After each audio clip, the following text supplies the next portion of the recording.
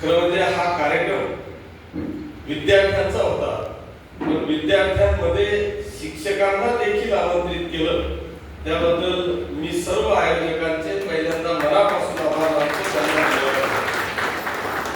मात्र आज खऱ्या अर्थाने आपल्या चिंचोले सरांनी जी खंत व्यक्त केली, खरं म्हणजे आपल्या सगळ्यांचं हे भाग्य आहे की चिंचोले सरांसारखे की जे गेल्या अनेक वर्षापासून म्हणजे आपली सर्व्हिस चालू असताना पासून तर आता रिटायरमेंट पर्यंत त्यांना अतिशय तळमळीने असं वाटतं की माझ्या तालुक्याचा, माझ्या मतदारसंघाचा प्रत्येक तरुण यांनी कॉम्पिटिशन एक्झाम मध्ये सहभाग नोंदवावा, त्यांनी चांगलं शिकावं, त्यांनी मोठं व्हावं, त्यांनी प्रत्येकाने एका चांगल्या क्लास 1, क्लास 2, क्लास 3 ऑफिसर पर्यंत पोहोचावं, हा एक उद्देश घेऊन म्हणजे त्यांना घरचं काहीच कमी नाही, नोकरी करता काहीतरी करताय, 2 पैशांसाठी काही करताय असं नाही, तर त्यांनी तो त्यांचा छंद म्हणा किंवा आपल्यावर असलेलं प्रेम म्हणा अशी व्यक्ती आपल्या तालुक्याला लाभली. मला आज देखील सांगताना आनंद होतो की या मागच्या वर्षामध्ये जवळपास 150 विद्यार्थ्यांनी या एसपीएससी, यूपीएससी किंवा पोलीस शिपायापासून तर मिलिटरी पर्यंत किमान 150 विद्यार्थी या पाचोरा तालुक्याचे आता भरती होऊन ते नोकरीला लागले. याचं खऱ्या अर्थाने श्रेय मला असं वाटतं की चिंचोले सरांचं आहे की ते नेहमी धडपड करत असतात आणि या विद्यार्थ्यांना आपल्याला काय देता येईल हा प्रामाणिक प्रयत्न करत असतात. त्याच्याबरोबर आमचा गजू पण आहे, कुठे गजू पण आहे. गजूला जरी तो शिकवत नसला तरी त्याच्या डोक्यामध्ये या सगळ्या प्रकारच्या कल्पना येत असतात आणि तो देखील सरांच्या मागे लागून हा कार्यक्रम आपल्याला कसा करता येईल हा प्रयत्न या ठिकाणी करतात. सरांनी ज्या 2 खंत या ठिकाणी व्यक्त केल्या त्या शिक्षकांच्या बाबतीत आणि विद्यार्थ्यांच्याही बाबतीत की इथे ही एक वस्तुस्थिती आहे की जर आज आपण पाहिलं तर संपूर्ण देशाचा एमपीएससीचा टक्का जर का आपण पाहिला तर 2% यशस्वी होण्याचं प्रमाण मला वाटतं जास्त नाही. बरोबर आहे सर? यशस्वीतेचं प्रमाण म्हणजे आता अनेक विद्यार्थी असे आमचे आहेत की त्यांनाही वाटतं की मी पीआय व्हावं, पीएसआय व्हावं, तहसीलदार व्हावं, प्रांत व्हावं, एसपी व्हावं, कलेक्टर व्हावं, असे अनेक स्वप्न उराशी बाळगून ते आपले पुढे जाण्याचा प्रयत्न करतात. परंतु भारतभरातून लाखो विद्यार्थी जेव्हा एक्झाम देतात त्याच्यातून 2% मला असं वाटतं की तो निर्णय या संपूर्ण भारतभरातून लागतो. आणि म्हणून असे अनेक विद्यार्थी देखील आपण पाहिले की ते डिप्रेशन मध्ये गेले आणि त्यांनी मग तो सगळाच नाद सोडून कुठेतरी चुकीच्या दिशेने जातानाचे अनेक विद्यार्थी आपण पाहिले. म्हणून मला असं वाटतं की विद्यार्थ्यांनी हे सगळं करत असताना एकाच मार्गाकडे वळून की जिथे प्रचंड अशी कॉम्पिटिशन आहे असं न करता मला वाटतं अनेक अशा स्पर्धा परीक्षा आहेत, अनेक असे भारतभरामध्ये डिपार्टमेंट आहेत की त्या डिपार्टमेंटकडे सुद्धा आपण गेलं पाहिजे. म्हणजे जसं माझं समजा मला जर का कोणी विचारलं तर मला अनेक माझे डिपार्टमेंट असतील पण माझं लक्ष कुठे असेल तर ते नगर विकास आणि बांधकाम विभाग.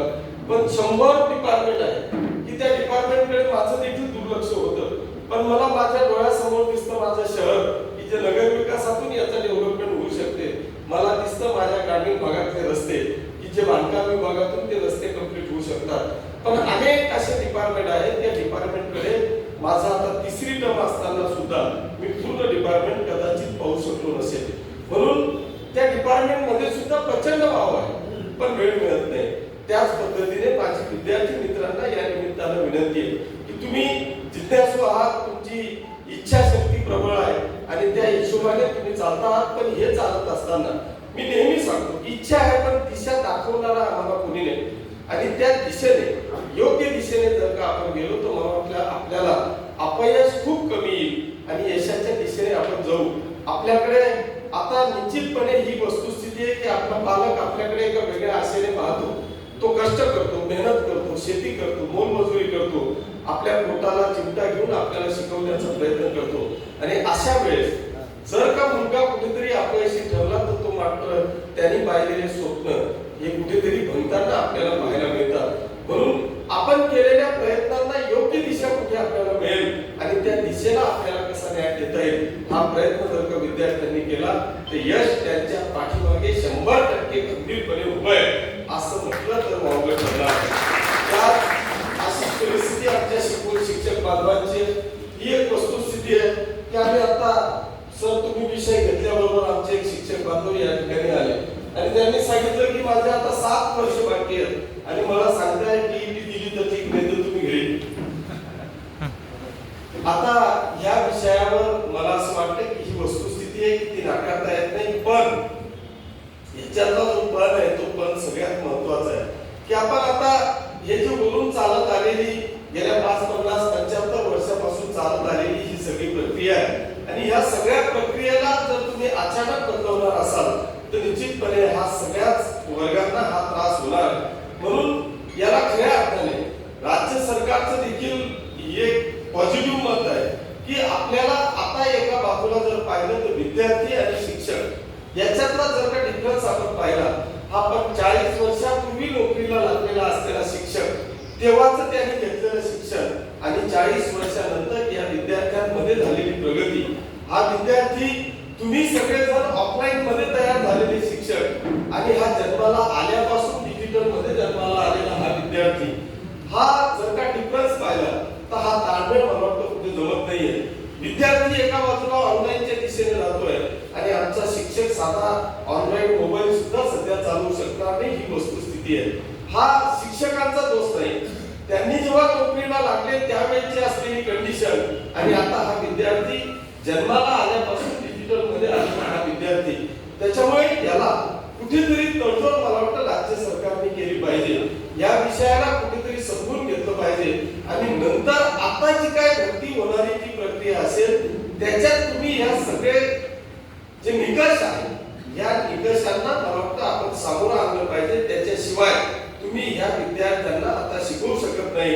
आता वेळ अशी आली आहे की आता विद्यार्थी शिक्षकाला शिकवायची वेळ या ठिकाणी आलेली आहे आणि म्हणून कदाचित राज्य सरकारला किंवा शिक्षण विभागाला असं वाटतं की त्या कॅपेबल किंवा त्या कॅपेबल परिस्थितीचा शिक्षक या विद्यार्थ्यांना शिकवायला पाहिजे, पण ती परिस्थिती मला वाटतं म्हणजे दोघं बाजू जर का पाहिल्या तर त्या समजून घेण्याच्या बाजू आहेत. म्हणजे एका बाजूला हा मराठी मीडियम झालेला शिक्षक आणि दुसऱ्या बाजूला आम्ही अपेक्षा करतो की त्यांनी इंग्लिश मीडियम मध्ये शिकवावं. तर हा जो काही डिफरन्स आहे, जर तुम्हाला इंग्लिश मीडियम मध्ये शिकवायचं असेल तर इंग्लिश डीएड झालेला इंग्लिश डीएड ची निर्मिती आपल्याला करावी लागणार आहे. इंग्लिश डीएड मध्ये उत्तीर्ण झालेले शिक्षकांची भरती आपल्याला करावी लागणार आहे. तर आणि तरच मला वाटतं हे जे काही इंग्लिश मीडियमचं स्वप्न आम्ही सगळेजण पाहतोय तर ते शक्य होणार आहे. अन्यथा मला असं वाटतं की या सगळ्या गोष्टी बरोबर राहतील असं माझं मत आहे.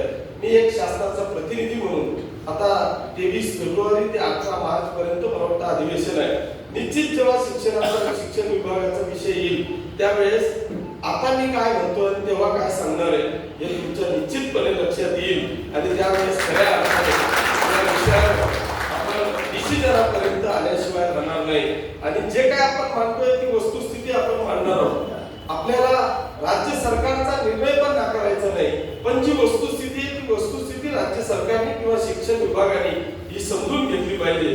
तर आणि तरच ते शक्य होणार आहे. आणि म्हणून या सगळ्या गोष्टींकरताच मी जे काय पहिले म्हटलो की विद्यार्थी आणि शिक्षक हे दोघांना एकत्रित येणं हे याच्यासाठीच गरजेचं होतं की दोघांचे विषय एकमेकांनी समजून घेतले पाहिजे.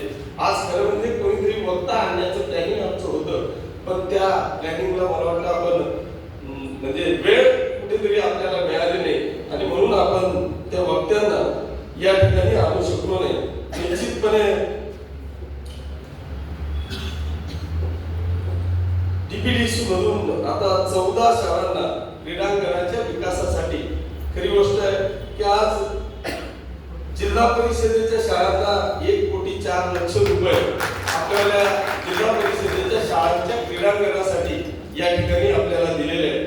आता हा देखील एक विषय अत्यंत महत्त्वाचा आहे. आपण पहिल्यांदा मागचं पंचवार्षिक जर आपण पाहिले असेल तर या संपूर्ण जिल्ह्यामध्ये आपण जर जिल्हा परिषदेच्या शाळा पाहिल्या तर आपण डीपीडीसीनी पहिल्यांदा हा एक प्रश्न हातात घेतला की पहिल्यांदा जेवढ्या आपल्या जागा आहेत या आपल्याला सुरक्षित करता येतील का, म्हणून आपण वॉल कंपाऊंडचं प्लॅनिंग केलं आणि जवळपास 90-95% शाळांना वॉल कंपाऊंड देऊन त्या जागा आपण सुरक्षित केल्या. आता खऱ्या अर्थाने आहे त्या जागेमध्ये आपल्याला क्रीडांगण डेव्हलप करता येईल का, याच्यासाठी जवळपास 1,04,00,000 रुपये आपल्या या मतदारसंघामध्ये 14 शाळांसाठी मंजूर झालेले आहेत.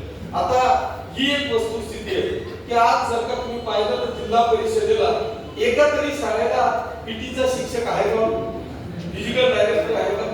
मग नेमकं हे क्रीडांगणाचा उपयोग किंवा त्या विद्यार्थ्यांना तेच आता केंद्राला एक शिक्षक, आता त्या 10 शाळा मिळून एक शिक्षक केंद्र राज्य सरकारने आता मंजूर केलेला आहे. तो आता हरकत नाही, त्याचा आपली जात आपली मी आमदार आहे, मी सत्ताधारी आमदार आहे, मी जे सगळं बोलत करतो ते सगळे उपाधित व्हायचं. त्याच्यामुळे ह्या सगळं बरं का पवारसाहेब इतकं सगळं आवाडच पाठलेलं आहे. त्याच्यामुळे ते कुठे कुठे ठिगळ द्यावा हा सगळ्यांच्या समोरचा प्रश्न आहे. पण हरकत नाही, आपण निदान पहिले क्रीडांगण तयार करू, म्हणजे ते गोळाल्यावर पहिले नालनी तयार केली, म्हणजे नाल सापडली म्हणजे गोळाल्यावर हरकत नाही, नाल सापडली म्हणून गोळा घ्यावा लागतोय. तशी परिस्थिती या ठिकाणी आलेली आहे. हरकत नाही, आमचा या सगळ्या विषयांच्या बरोबर बांधव आपल्याला खरं म्हणजे एक देश की ज्यांनी इंटरनॅशनल लेवलला एक सुवर्ण पदक घेऊन त्यांनी मला वाटतं आपल्या गावाचं, जिल्ह्याचं, या राज्याचं आणि देशाचं नाव आपल्या जगाच्या पाठीवर कोरण्याचा बहुमान मिळवलेला आहे. त्याचं मी आपल्या सगळ्यांच्या मनापासून अभिनंदन आणि कौतुक करतो. आता खरं म्हणजे एक वेगवेगळ्या विषयांवर आता मी रात्री त्याचा सत्कार करताना सांगितलं, पूर्वीचा विषय वेगळा होता, पण आता राज्य असेल किंवा केंद्र सरकार असेल यांनी आता खेळांना इतकी चालना देण्याचा प्रयत्न केलाय, एवढी चालना दिलेली आहे की प्रत्येक खेळामध्ये ज्याला ज्याला ज्या त्या खेळात रस असेल त्यांनी तिथं प्रावीण्य जर का मिळवलं आणि त्या ठिकाणी त्याला एक चांगल्या पद्धतीचं, म्हणजे मला वाटतं राज्य सरकारने या सगळ्या खेळाडूंसाठी एक 5% जागा राखीव ठेवलेल्या आहे. जर का तो एखादा मुलगा नॅशनल झाला, इंटरनॅशनल झाला तर त्याला 100% नोकरी देण्याचा एक निर्णय राज्य सरकारने घेतला आहे. त्यांच्यासाठी 5% जागा या राखीव ठेवलेल्या आहेत. आणि म्हणून असे जे काही विद्यार्थी एखादा चांगला विषय घेऊन किंवा एखादा चांगला खेळ घेऊन त्याच्यात जर का प्रावीण्य मिळवत असतील तर त्याला निश्चितपणे नोकरी ही 100% साबूत होते. आता एक त्याच्यातला एक भाग म्हणून हितेशला, तो आता फक्त पैलवान झाला नाही तर त्यांनी MA पर्यंत आपलं शिक्षण पूर्ण केलेलं आहे आणि त्याला आता कुठल्याही परिस्थितीत राज्य सरकारकडून त्याच्या पदाला शोभेसर, त्याच्या डिग्रीला शोभेसर पद, नोकरी या राज्य सरकारमध्ये मिळणार आहे. मी निश्चितपणे त्याच्यासाठी या तालुक्याचा आमदार म्हणून याला जे जे काही प्रयत्न करता येतील तो प्रयत्न करून हितेशला आपल्याला राज्य सरकारमध्ये कुठे नोकरी मिळवून देता येईल हा प्रयत्न या ठिकाणी मी करेल. मी आमच्या सरांचं, जावेद सरांचे मनापासून आभार मानेल, त्यांचं अभिनंदन करेल की त्यांनी स्वतः नुसतं बास्केटबॉल घेऊन थांबले नाही. आज त्यांना महाराष्ट्र चॅम्पियन म्हणून त्यांची निवड झाली. नॅशनलला त्यांची बास्केटबॉल म्हणून त्या ठिकाणी निवड झाली. मी ग्राउंडवर त्यांना नेहमी पाहतो की ते फक्त स्वतःपुरतं थांबले नाही, पण आपल्याकडे असलेलं टॅलेंट हे विद्यार्थ्यांपर्यंत आपल्याला कसं पोहोचवता येईल म्हणून लहान लहान पोरं, म्हणजे 2-2, 5-5 वर्षाची मुलं मी त्यांच्यावर बास्केटबॉलच्या ग्राउंडला पाहतो आणि त्या मुलांना चांगलं शिकून आपल्याला कसं पुढे नेता येईल किंवा एकाच गेम मध्ये त्याला प्रावीण्य कसं मिळवून देता येईल हा कायमचा प्रयत्न त्यांचा आहे. मी पाहिलं म्हणजे 2-4 मुलं तर असे पाहिले की प्रत्येक ग्राउंडला त्या मुलाकडेच पाहावंसं वाटतं. आता उदाहरण सांगतो तुला, चहावाला सुकलाल आहे आपला, त्या सुकलालचा मुलगा आहे. तू जर का म्हणजे एवढाच आहे, मुलगा आहे त्याच्या हातात मोबाईल आहे, एवढंच आहे, पण त्याचा जर का तुम्ही बास्केटबॉलचा खेळ बघाल, आपला चहावाला सुकलालचा मुलगा आहे एवढंच आहे, पण तुम्हाला सांगतो त्याचा बास्केटबॉल प्रत्येक ग्राउंडला त्याच्याकडे एकदा माणूस पाहतो. इतका चांगला जर का तो आतापासून त्याला त्या बास्केटबॉल मध्ये इतकी चांगली आवड जर का असेल, आई वडिलांनी त्याच्याकडे जर लक्ष केंद्रित केलं तर मला वाटतं तो एक चांगल्या नॅशनल, इंटरनॅशनल पर्यंत जाऊ शकतो. इतकी मोठी तयारी त्या मुलाकडून त्या ठिकाणी होऊ शकते. आणि म्हणून मी जावेद सरांचं देखील मनापासून अभिनंदन करतो. म्हणजे आपल्याकडे नुसते घेणारे नाही तर देणाऱ्यांची सुद्धा संख्या ही प्रचंड आहे आणि म्हणूनच या सगळ्या गोष्टी होऊ शकतात. माझ्या सगळ्या विद्यार्थ्यांना या निमित्ताने मी आवाहन करणार आहे की आपण काळजी करण्याची आवश्यकता नाही. आता चिंचोले सर रिटायर झालेले आहेत. आता आपली नगरपालिकेची इमारत ही पाडून आणि नवीन इमारत आपण त्या ठिकाणी बांधणार आहोत. माझी सगळ्या विद्यार्थ्यांना या निमित्तानं विनंती आहे की आपण सगळ्यांनी आपल्याकडे आता 2 सुसज्ज अशा लायब्ररी आहेत. पाचोऱ्यामध्ये छत्रपती शिवाजी महाराजांच्या चौकामध्ये एक सुंदर अद्यावत अशी लायब्ररी आहे. मी त्या ठिकाणी वाटल्यास ज्येष्ठ विद्यार्थी असतील किंवा चिंचोले सरांच्या अंडर एक समिती तयार करून त्याच्यामध्ये काय काय आपल्याला सुसज्जता करता येईल, त्याच्यात आपल्याला काय आमचे शिक्षण सभापती म्हणून प्रवीण रामले आहे, आता त्यांची निवड आपली शिक्षण सभापती म्हणून झालेली आहे. जर यांच्या अंडर एक कमिटी तयार करून आपल्या विद्यार्थ्यांना कुठेही जाण्याची आवश्यकता भासणार नाही, तिथं 100% ज्या ज्या काही कॉम्पिटिशन एक्झाम असतील त्या सगळ्यांची मग ते ऑनलाईन असेल किंवा ऑफलाईन असेल, सगळे पुस्तकं असतील किंवा नॅशनल इंटरनॅशनल लेवलच्या जर का तुम्हाला काही वाचन करायचं असेल तर या सगळ्या सुविधा आपल्याला तिथे उपलब्ध करून देता येतील का?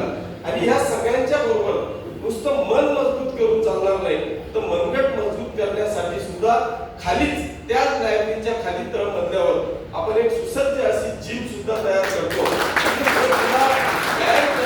शिक्षण घेतल्याच्या नंतर अभ्यास केल्यानंतर लगेच खाली तुम्ही व्यायाम करू शकता अशी एक सुंदर अशी वास्तू आपण शिवाजी महाराज चौकामध्ये त्या ठिकाणी उभी केलेली आहे. मी सगळ्या विद्यार्थ्यांना आवाहन करेन की आपण तिथे जा आणि तिथे आणखी काय काय डेव्हलप करायचं आहे. मी पण यांच्यासारखा जुना शिक्षक आहे असं समजा. मी काही खूप ऑनलाईन मध्ये जन्माला आलेलो नाही, मी ऑफलाईन मध्ये जन्माला आलेलो आहे.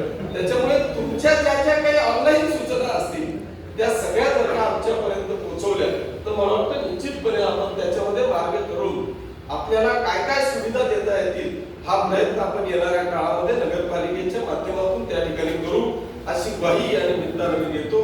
जे ज्या विद्यार्थ्यांनी या सामान्य ज्ञान स्पर्धेमध्ये प्रावीण्य मिळवलं त्या सगळ्यांना मी मनापासून अभिनंदन करतो, सगळ्यांना मनापासून शुभेच्छा देतो. आपली उत्तरोत्तर प्रगती होऊन आपण यशाचं शिखर गाठू हीच परमेश्वर चरणी प्रार्थना करतो. सर्व शिक्षक बांधव या ठिकाणी आलेले आहेत. या सर्व शिक्षक बांधवांचं देखील टीईटी विना आपल्याला सर्व